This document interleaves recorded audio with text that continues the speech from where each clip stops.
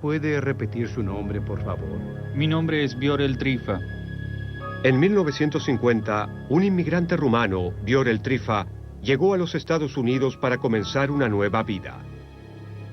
Trifa le dijo a los funcionarios de inmigración de Estados Unidos que había sido víctima de los nazis durante la guerra. También dijo que al abandonar su Rumania natal, había sido apresado por la Gestapo alemana. Añadió que había sido retenido como prisionero en el campo de concentración de Dachau y había tenido suerte de escapar con vida. Después de la guerra, también dijo que había luchado para sobrevivir y luego, como cientos de miles de refugiados, había llegado a América bajo el Acta de Refugiados. El Acta de Refugiados era un estatuto promulgado por el Congreso de los Estados Unidos en 1948 que tenía el noble propósito de rescatar las víctimas de persecución en Europa y a quienes padecían en los campos de concentración y reinsertarlos en los Estados Unidos, donde la vida sería mejor. Esta es la copia de uno de los formularios que Trifa completó para ingresar a Estados Unidos. En su relato oficial con respecto al tratamiento que recibió por parte de los nazis, Trifa dice que era un prisionero político retenido por la Gestapo. En 1957 obtuvo la ciudadanía estadounidense. Trifa tenía fuertes lazos con la Iglesia Ortodoxa rumana y al llegar a los Estados Unidos se ordenó sacerdote y rápidamente ascendió en la jerarquía eclesiástica. Trifa era un líder por naturaleza. Concedámosle eso. Era un orador poderoso, era un organizador muy efectivo y creo que gran parte de las habilidades que lo hicieron exitoso en Rumania le resultaron útiles en los Estados Unidos.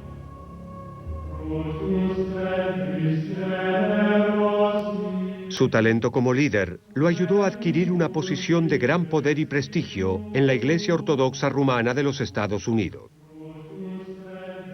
Trifa ascendió de predicador a obispo y pronto se convirtió en arzobispo de la diócesis de Detroit y adoptó el nombre religioso de Valerian. Muchos de sus compañeros inmigrantes se congregaron en su iglesia, que creció hasta contar con 35,000 feligreses. Para Trifa, un refugiado sin un centavo pocos años antes, este era un logro extraordinario. Él era una personalidad muy conocida, y había muchos refugiados rumanos y rumanos que tenían contactos con su antigua patria y que vivían en los Estados Unidos, particularmente en Detroit y en las áreas de Chicago y Cleveland.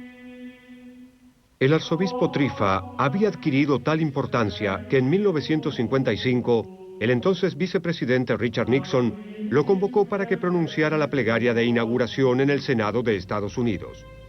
Pero pronto, una nube de sospecha y controversia rodeó al arzobispo Trifa.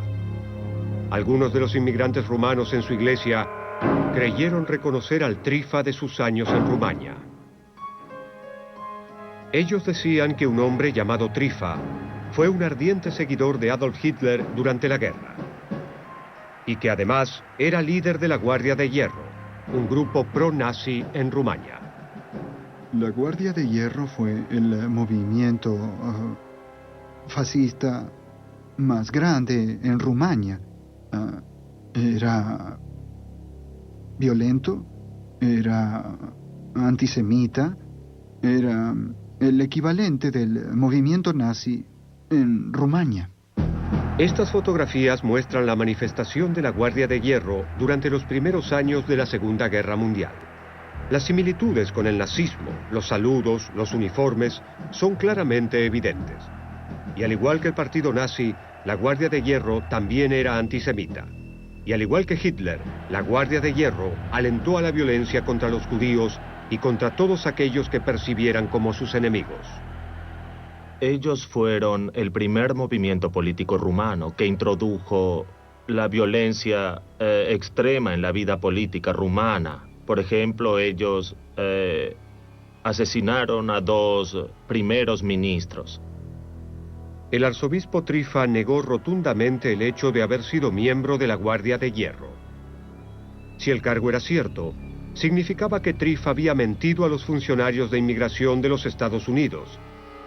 y también implicaba que el líder religioso de alto perfil en los Estados Unidos era en verdad un criminal de guerra nazi. Los inmigrantes rumanos que vivían en los Estados Unidos habían identificado a una personalidad religiosa de alto perfil, el arzobispo Valerian Trifa, como un criminal de guerra de la Segunda Guerra Mundial. Ellos creían que el arzobispo Valerian Trifa fue miembro de la Guardia de Hierro de Rumania, un grupo que simpatizaba con Adolf Hitler y que incitaba a la violencia contra los judíos rumanos.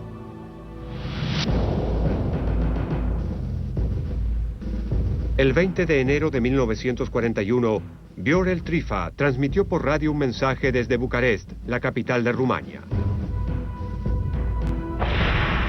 Ese mensaje, incitando a la violencia contra los judíos, culminó con la detención de miles de ellos en Bucarest al día siguiente.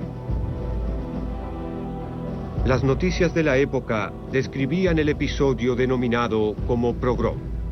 El fiscal del Departamento de Justicia, Rosenbaum, lee uno de los reportes.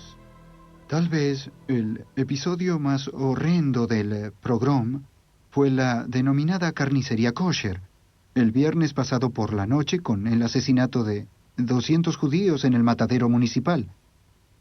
Los judíos, que habían sido detenidos tras varias horas de persecución por parte de la Guardia de Hierro, fueron colocados en camiones y llevados a un matadero, y allí los camisas verde, o guardianes de hierro, los obligaron a desvestirse y los llevaron a los tajaderos, donde los degollaron en una horrible parodia de los métodos tradicionales judíos de matar a pollos. Los inmigrantes rumanos dijeron a las autoridades de los Estados Unidos que Viorel Trifa también era editor del periódico de la Guardia de Hierro llamado Libertatea, que incitaba a la violencia contra los judíos. El papel de Trifa en lo concerniente al pogrom fue el de uno de los propagadores, uno de los abogados del odio antisemita, un incitador, cuyos escritos crearon una atmósfera en la que este tipo de violencia no solo se volvió permisible y aceptable, sino que también fue alentada. El arzobispo Trifa negó enérgicamente los cargos, alegando que era víctima de un error de identidad. Yo fui descrito por la prensa como un criminal de guerra nazi durante 20 años o más, pero particularmente en los últimos 7 años. El gobierno de los Estados Unidos enfrentaba un dilema. ¿Había alguna forma de descubrir si el arzobispo Trifa había sido un miembro de la Guardia de Hierro? La única evidencia aparente contra Trifa eran los recuerdos de antiguas décadas de sus compatriotas inmigrantes rumanos. Todos esos casos fueron y son de los más desafiantes que cualquier defensor de la ley haya imaginado confrontar. Todos estos casos implican crímenes que ocurrieron hace mucho tiempo, hace décadas. Es muy difícil probar un crimen que ocurrió ayer. Estos crímenes ocurrieron hace décadas y sucedieron a miles de kilómetros de los Estados Unidos. Pero un refugiado rumano, un dentista de New York llamado Charles Kramer, se negó a que el caso quedase en el olvido. Los familiares de Kramer eran judíos asesinados a manos de la Guardia de Hierro rumana, y él juró llevar al arzobispo Trifa ante la justicia. Durante 20 años, peticionó al gobierno de los Estados Unidos que examinara el caso.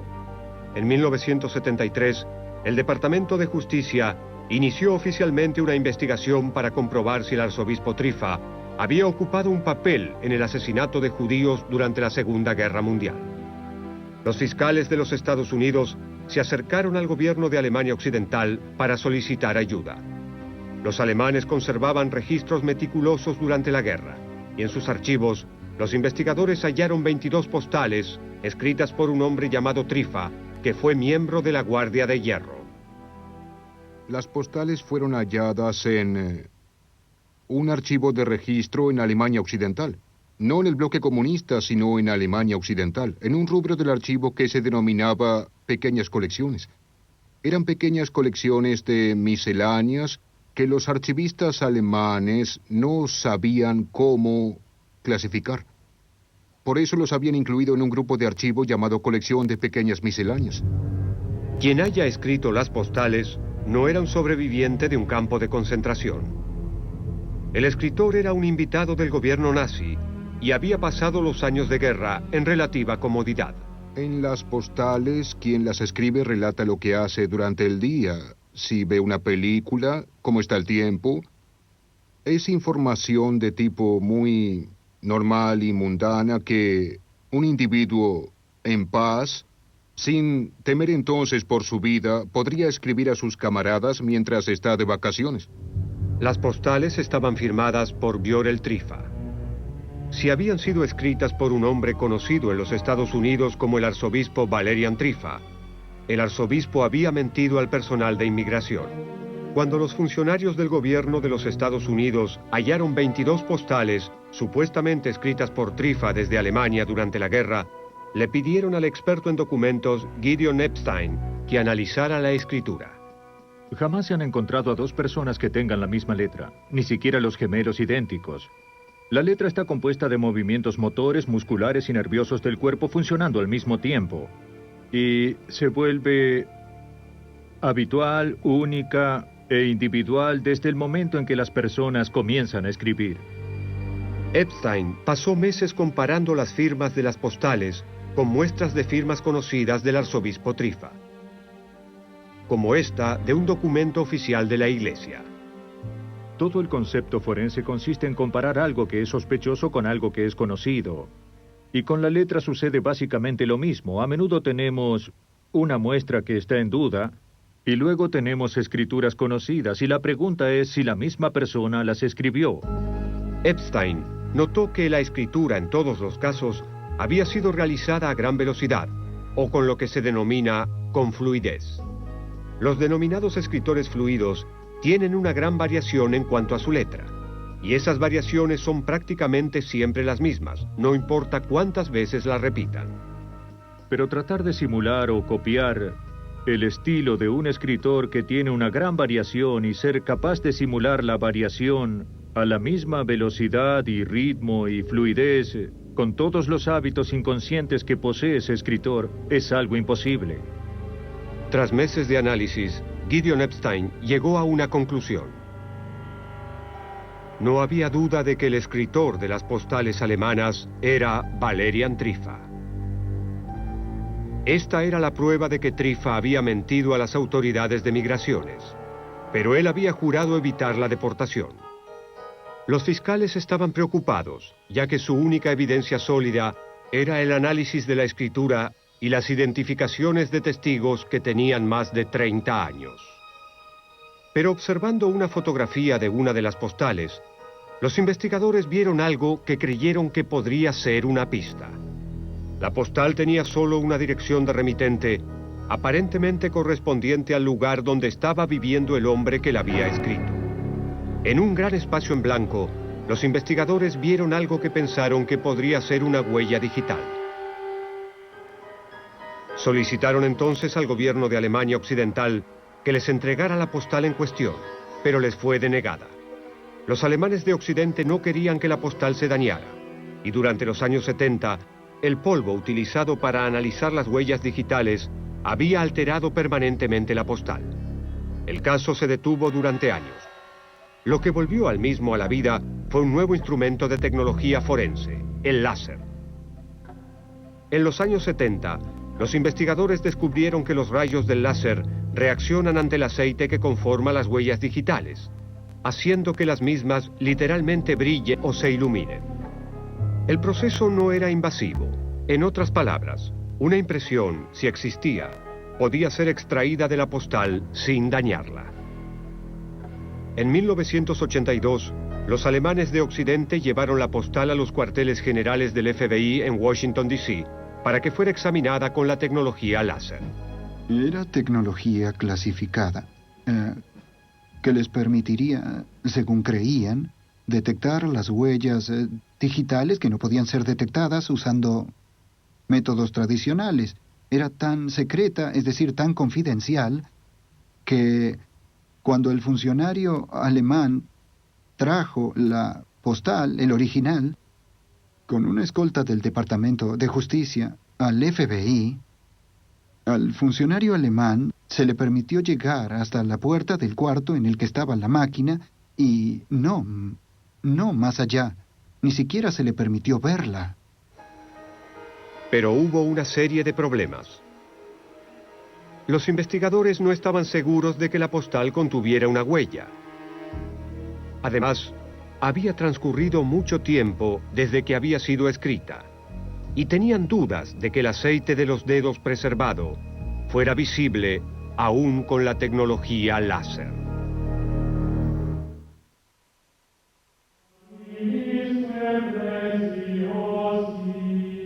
En 1982, la investigación del gobierno de los Estados Unidos sobre Valerian Trifa, el arzobispo rumano de Detroit, estaba llegando a un punto culminante. Los fiscales sospechaban que Trifa había mentido acerca de su participación en el asesinato de cientos de judíos durante la Segunda Guerra Mundial. Trifa aseguraba que habían atrapado al hombre equivocado, que su nombre era muy común en Rumania y que se trataba de otra persona con el mismo nombre, que había sido miembro del movimiento pro-nazi de la Guardia de Hierro. El caso llegó hasta una postal firmada por Viorel Trifa en Alemania durante la Segunda Guerra Mundial.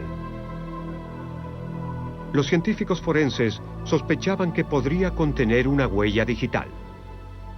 Si hallaban una huella y coincidía con la del arzobispo Valerian Trifa, habría una prueba sólida de que había mentido acerca de su pasado. El analista Ron Kopacko colocó la postal bajo una lámpara de láser difusa. La luz láser reacciona ante el aceite de las huellas digitales, revelando su presencia, pero en este caso, la postal tenía más de 40 años, y dudaban si encontrarían algo. Kopacko examinó la tarjeta con lentes naranjas filtrados que eliminaban todas las fuentes de luz que no fueran láser, y se sorprendió por lo que vio. Una clara huella digital en una zona en blanco de la postal. A pesar de la antigüedad de la postal, había absorbido suficiente aceite digital como para formar una huella clara. La cuestión era si la huella digital en la postal correspondería al dedo del arzobispo Trifa.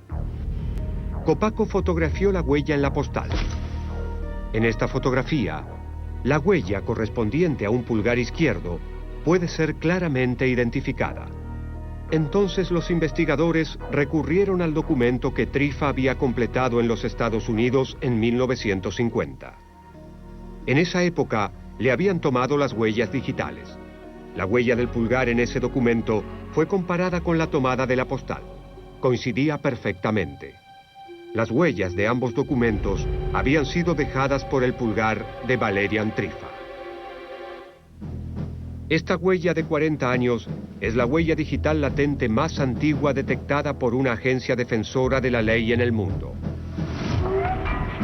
Los investigadores supusieron que cuando Trifa escribió la postal, utilizando las lapiceras fuente de la época, el aceite de sus dedos se mezcló con una pequeña cantidad de tinta, sellando los aceites en los poros del papel de la postal. Con el tiempo la tinta desapareció, pero la huella digital permaneció intacta. La huella era prácticamente invisible a simple vista, pero claramente distinguible con la nueva tecnología del láser. Bien, la postal fue una evidencia muy importante porque no solo pudimos identificar su escritura, que él había negado, sino también la huella digital que fue identificada con la suya. Y no hay mejor forma de identificación personal que tener tanto la huella digital como la escritura de un individuo identificada en la pieza de evidencia. Cuando le informaron que su huella digital coincidía, el arzobispo Trifa renunció a la ciudadanía. No había forma de que pudiera haberlo previsto, pero la postal que casualmente había escrito en 1942 selló su destino 40 años más tarde. Para los refugiados rumanos como el doctor Charles Kramer, cuyos familiares murieron a manos de la Guardia de Hierro de Trifa, su esperanza de imponer justicia durante 40 años fue muy extensa. Me habría satisfecho mucho más si el juicio hubiera perdurado exponiendo a ese asesino con todos los crímenes que cometió, para hacer que la gente sepa que un hombre que cambió, que se inclinó falsamente por la cruz, no pertenece a los Estados Unidos. Durante 2 años, ningún otro país estuvo dispuesto a aceptar a Trifa. En 1984, Portugal aceptó recibirlo. Tras pasar su juventud como líder fascista y su adultez como líder religioso, con la esperanza de escapar a su pasado, Valerian Trifa terminó sus días en el exilio y murió en Portugal en 1987.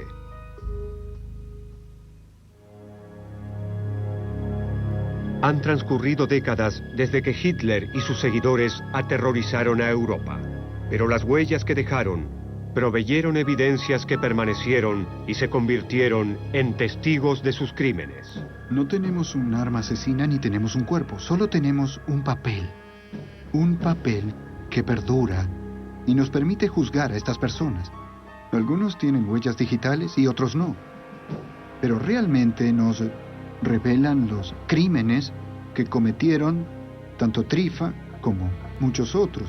Y son esos documentos los que perduran, a pesar de que las víctimas no lo lograron, pero los documentos sobrevivieron para poder llevar a cabo los juicios.